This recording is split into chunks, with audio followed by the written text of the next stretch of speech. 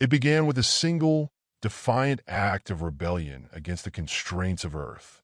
Martin Alvarez, a man whose genius was matched only by his disdain for authority, had spent years in the shadows of Earth's scientific community. They called him mad, reckless, dangerous. But Martin knew better. The world was crumbling under the weight of its own mediocrity. Wars fought over dwindling resources, politicians squabbling over scraps of power, and humanity's brightest minds shackled by bureaucracy. He would not be one of them. He would not waste his brilliance solving problems for a species too blind to see its own potential. So he left. The ship he built in secret was unlike anything Earth had ever seen. A sleek, black spear of carbon and alloy, it was powered by an experimental fusion drive that could outrun any government vessel sent to stop him. He named it Prometheus Unbound, a fitting tribute to his mission, to steal fire from the gods, or in this case, knowledge from the stars, and bring it back to Earth. Mars was his destination, not because it was close, or because it was the next logical step in humanity's expansion into space, but because it was the one place no one else dared to go.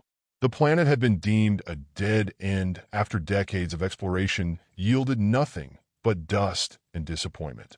But Martin had always suspected there was more to Mars than met the eye.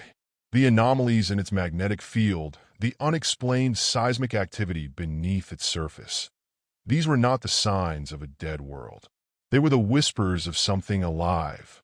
The journey took months, but Martin didn't mind. He spent the time refining his theories, running simulations, and preparing for what he might find beneath Mars' crimson sands. When he finally arrived, he wasted no time with ceremony.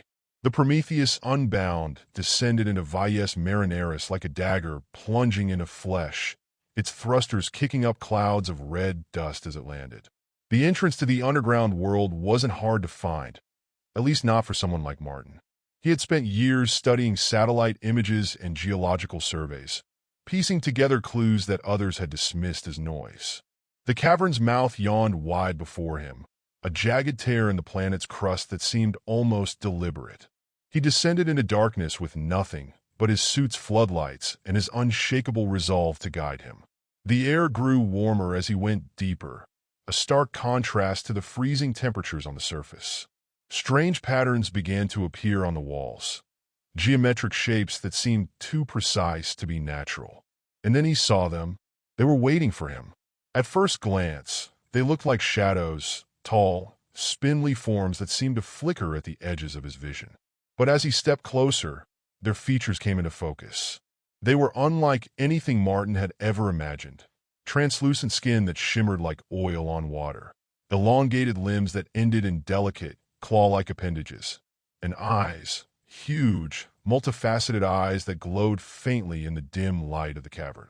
They spoke without words, their thoughts pressing against his mind like waves against a shore. At first, it was overwhelming, a cacophony of alien concepts and emotions that threatened to drown him. But then something clicked, and their thoughts began to coalesce into something he could understand. "Why have you come here?" The question wasn't hostile. It was curious, almost amused. Martin straightened his back and met their gaze without flinching. "I came for answers," he said aloud, though he knew they could hear his thoughts just as clearly as his voice. "I came to learn." They regarded him in silence for what felt like an eternity before one of them stepped forward, a being slightly taller than the rest with an air of authority about it. "You are bold," it said, or rather, thought spoke, in a tone that carried both admiration and warning. "Few would dare trespass into our domain." Martin smirked despite himself. "Boldness is humanity's defining trait," he said. The being tilted its head as if considering this. "Perhaps that is true," it admitted, "but boldness alone will not save you." "Save me from what?" Martin asked. The being gestured around them with one long arm. "From us." And just like that, Martin realized the truth. Mars wasn't dead because it had never been alive. It was dead because these creatures had killed it. They were survivors of some ancient war or catastrophe that had driven them underground centuries ago. And now they saw him, not as an explorer or an ally, but as a threat. But Martin Alvarez wasn't afraid. You don't know what humanity is capable of, he said quietly but firmly. The being leaned closer until its glowing eyes filled Martin's vision entirely. No, it said with something akin to pity. But we will. The silence that followed was suffocating. Martin stood his ground, his mind racing as he tried to process the enormity of what he had just learned. These beings, these Martians, for lack of a better term, were not merely hiding beneath the surface of Mars. They were preparing for war. Not with each other, not with some distant enemy, but with Earth. The leader, the one who had spoken, or rather, thought, to him, straightened to its full height, towering over Martin like a specter of inevitability. Its multifaceted eyes shimmered with an eerie light, reflecting not just intelligence, but purpose. A cold, calculating purpose. You are resilient, it said finally, its voice pressing into his mind like the weight of a storm cloud. Asterisk, but your kind is reckless. Destructive. You consume without thought. You expand without limit. If left unchecked, you will devour this galaxy as you have devoured your own world. Asterisk. Martin clenched his fists, his jaw tightening. You don't know us, he said, his voice low but steady. You've seen what we've done to survive. Yes, but you haven't seen what we're capable of when we come together. We're more than just destroyers. The being tilted its head again, that same unnerving gesture that seemed to convey both curiosity and disdain. We have observed your kind for millennia, it replied. Asterisk your wars, your greed, your inability to coexist even among yourselves. You are a threat not just to us but to all life beyond your world. Asterisk. And so what? Martin snapped, his frustration boiling over. You think you have the right to wipe us out? To play judge, jury, and executioner for an entire species? That makes you no better than the monsters you think we are. The leader's glow dimmed slightly, as if considering his words. But when it spoke again, there was no hesitation in its tone. We do not act out of malice, it said. We act out of necessity. Martin's stomach churned as the full weight of their plan settled on him like a leaden shroud. They weren't just planning to attack Earth. They were planning to eradicate it. To them, humanity was a disease that needed to be cured before it could spread any further. How long? He asked quietly. The leader didn't answer at first, but then another voice, a softer, almost hesitant one, whispered into his mind. 2 cycles. 2 months.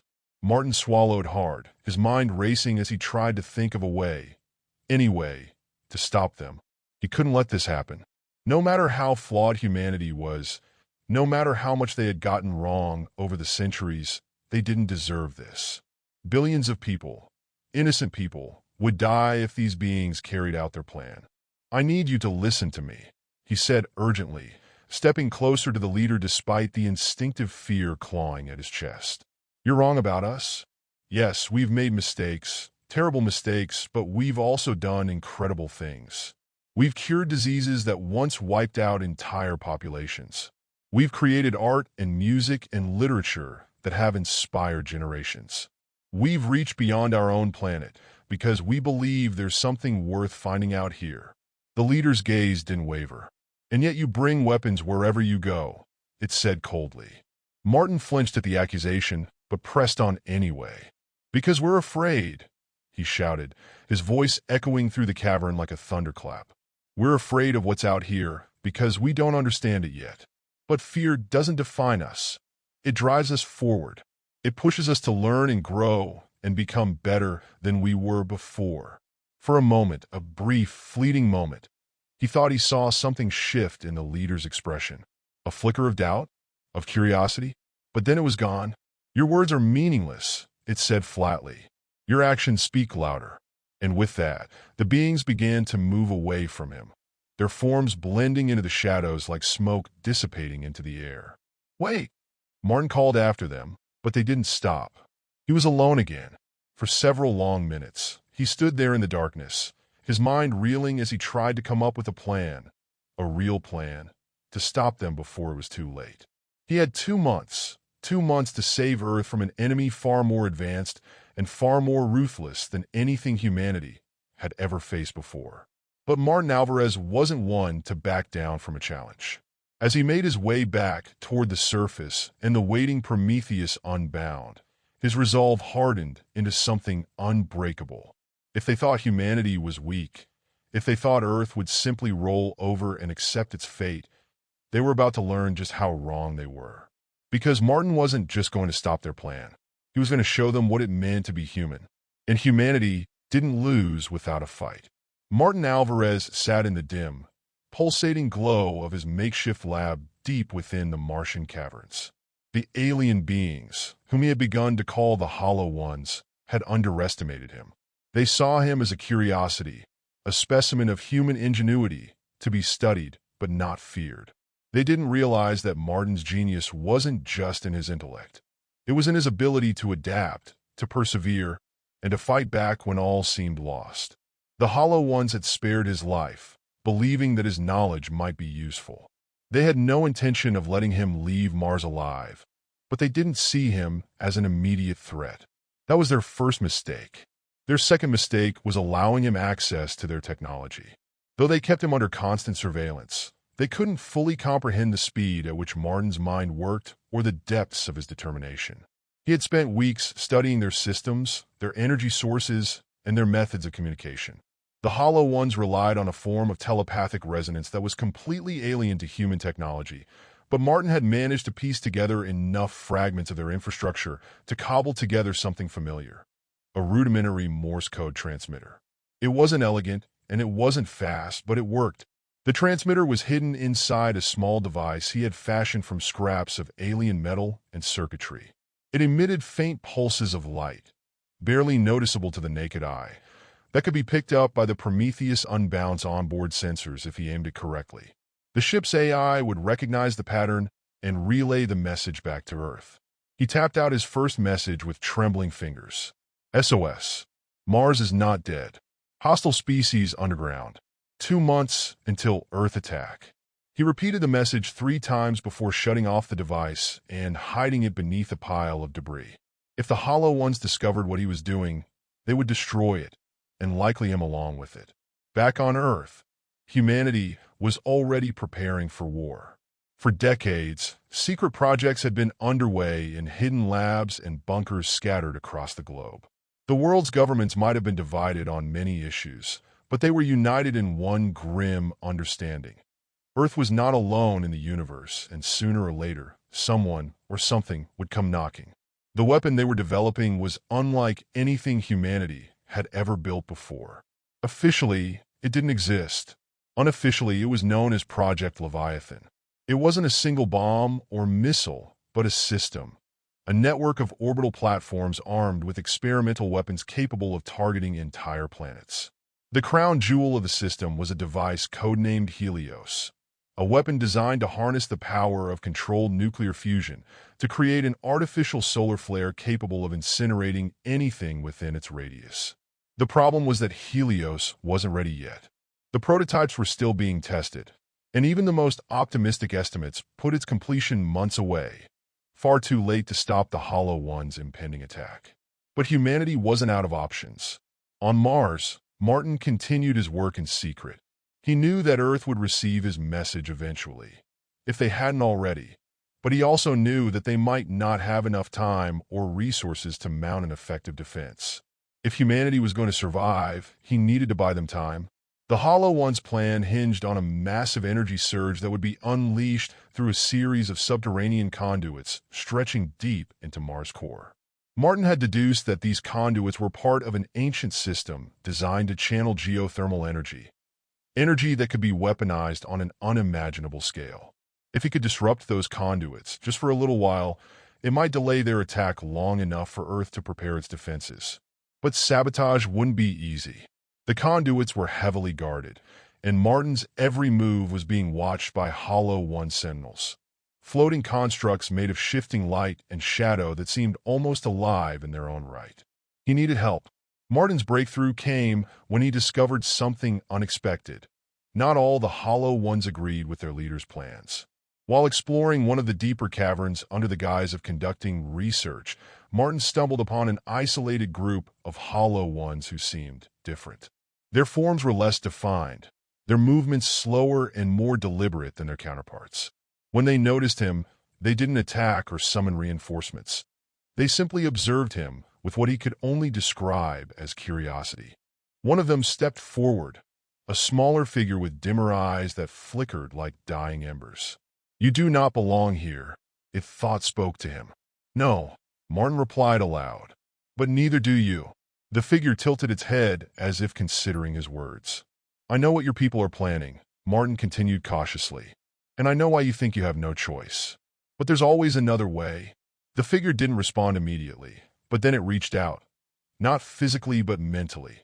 And Martin felt a sudden rush of images flood his mind. Memories of war and destruction. Entire worlds consumed by fire. Civilizations reduced to ash by enemies who showed no mercy. "We cannot allow your kind to repeat our mistakes," the figure said finally. "We won't," Martin said firmly. "But wiping us out isn't the answer." For what felt like hours, Martin argued his case, not just for humanity's survival, but for cooperation between their species. He spoke not as a scientist, but as a human being driven by hope and desperation in equal measure. In the end, he wasn't sure if he had convinced them, but when he left that cavern, he wasn't alone. With help from his new allies, whom he began calling the dissidents, Martin launched his plan into motion. Together, they infiltrated one of the main conduit hubs and planted improvised devices designed to overload its systems without causing permanent damage. The sabotage worked, at least temporarily, but it didn't go unnoticed. The Hollow Ones responded swiftly and ruthlessly, tightening security across their network and redoubling their efforts to prepare for war. Martin knew that his actions had bought Earth some time, but not much. As he prepared for what would likely be his final stand against an enemy far more powerful than himself, he couldn't help but smile grimly at the irony. For all their intelligence and technological superiority, the Hollow Ones had made one fatal mistake. They had underestimated humanity's capacity for resistance. And as long as there was even one human left standing, on Earth or Mars, the fight wasn't over yet. The Hollow Ones were enraged. The sabotage of their conduit hub had not only delayed their plans, but exposed a vulnerability they hadn't anticipated. For a species that prided itself on its intellect and foresight, this was an unforgivable oversight. Their leaders convened in the deepest chambers of Mars' hollow core, their translucent forms shimmering with agitation as they debated how to respond. Martin Alvarez, however, was not their primary concern. He was a nuisance, yes, but not the true threat. The dissidents, those among their own kind who had dared to defy the consensus, were the real problem. The Hollow Ones had long believed in the unity of their collective mind, the infallibility of their shared purpose. That belief had been shattered, and now they faced not just an external enemy in humanity, but an internal schism that threatened to tear them apart. For Martin, this division was both a blessing and a curse. The dissidents had proven invaluable allies, providing him with knowledge and resources he could never have accessed on his own.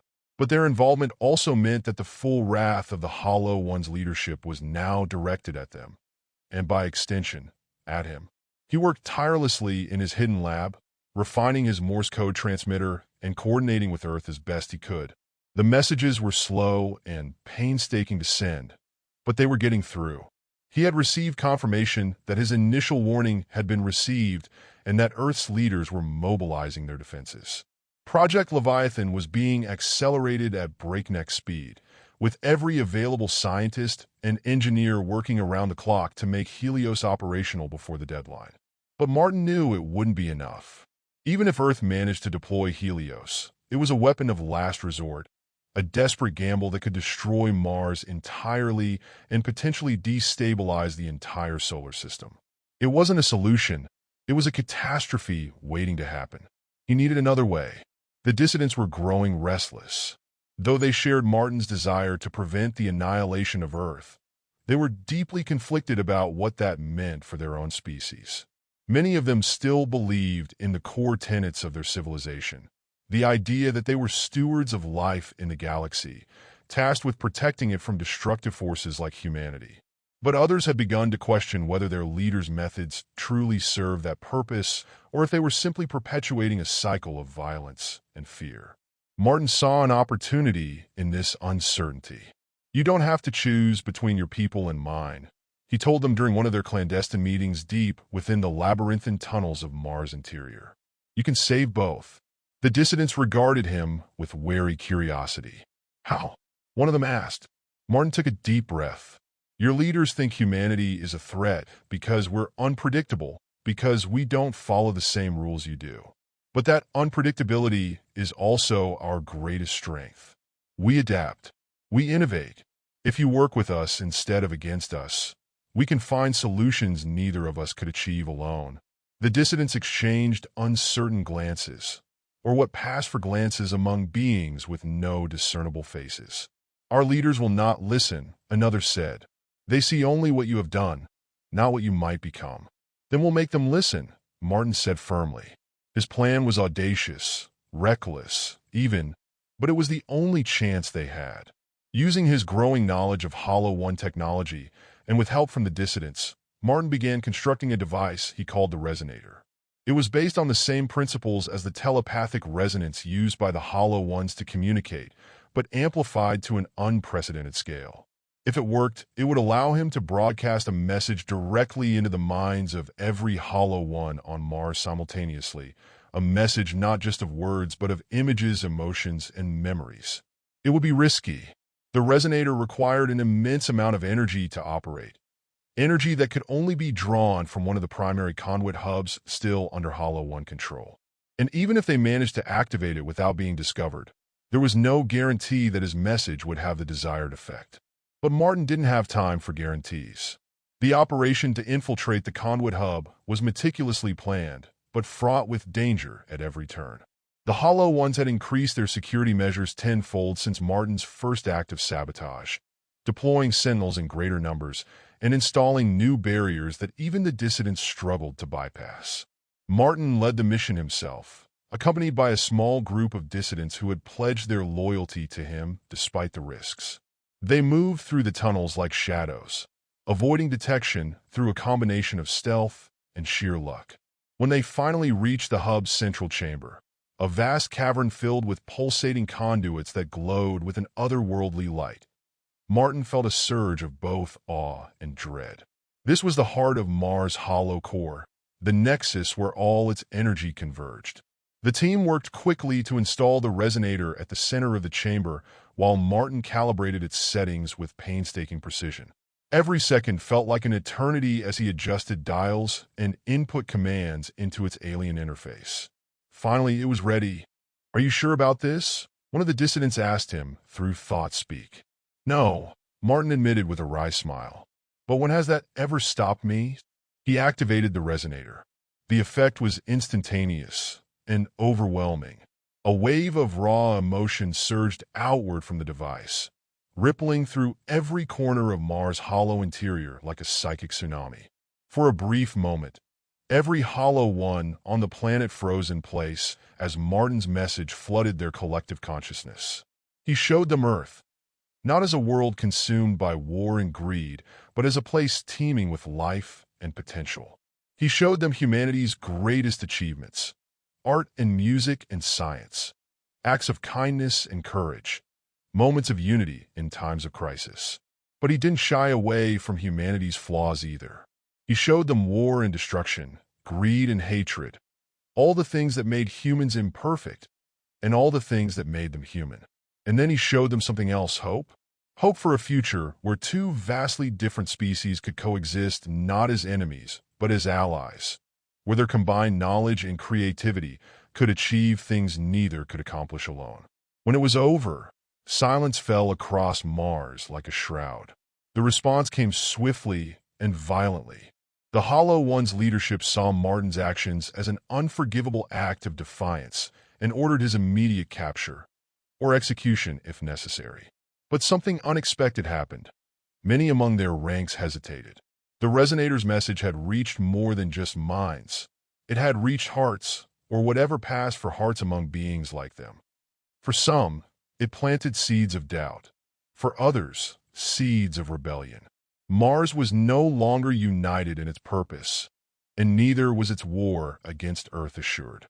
The destruction of Mars was not an accident, nor was it a moment of desperation.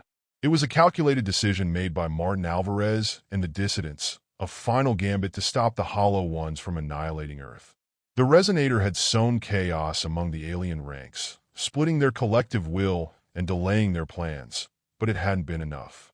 The Hollow Ones' leadership remained resolute in their mission to destroy humanity, and time was running out. Martin had no choice but to activate the failsafe. The device he had planted deep within Mars' geothermal conduits, a fusion-based destabilizer, was designed to overload the planet's core, triggering a catastrophic chain reaction. It was a weapon of last resort, one he had hoped never to use. But as the Hollow Ones prepared to launch their final assault on Earth, Martin knew there was no other way. The dissidents helped him escape just before the device detonated. As Prometheus Unbound ascended through the Martian atmosphere, Martin watched in grim silence as the planet below began to fracture. Massive fissures spread across its surface like veins of fire, spewing molten rock and ash into space. The Hollow Ones' underground cities collapsed in on themselves, their once great civilization reduced to rubble in an instant. And then Mars exploded. The blast was unlike anything humanity or the solar system had ever witnessed. A shockwave of energy rippled outward, scattering debris across millions of miles. The asteroid belt grew denser as fragments of Mars joined its ranks, while smaller pieces hurtled toward the inner planets like cosmic shrapnel. But the most profound effect was gravitational. With Mars gone, the delicate balance of forces that maintained the solar system's stability was irrevocably disrupted. Earth's orbit began to shift almost immediately, its trajectory pulling it closer to the sun with each passing day. Temperatures began to rise, oceans started to boil, and humanity faced a new existential threat: extinction by incineration. Martin didn't wait for Earth's governments to act. He had anticipated this outcome long before detonating Mars, and had already set his contingency plan into motion. Years earlier, he had secretly transmitted blueprints for a fleet of generation ships, massive spacecraft capable of sustaining human life for centuries, to Earth's top engineers and scientists. The project had been codenamed Exodus, and it was humanity's last hope for survival. The ships were designed to be entirely self-sufficient, with bioregenerative life support systems, advanced fusion propulsion, and modular habitats that could house tens of thousands of people each. They were built using materials mined from asteroids and constructed in orbit around Earth and the Moon to avoid the limitations of planetary gravity. By the time Mars exploded, Exodus was nearly complete. Earth descended into chaos as news of Mars' destruction spread.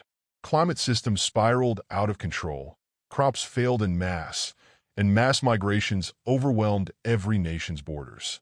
But amid the panic and despair, there was also hope. Hope that humanity could escape its dying world and find a new home among the stars.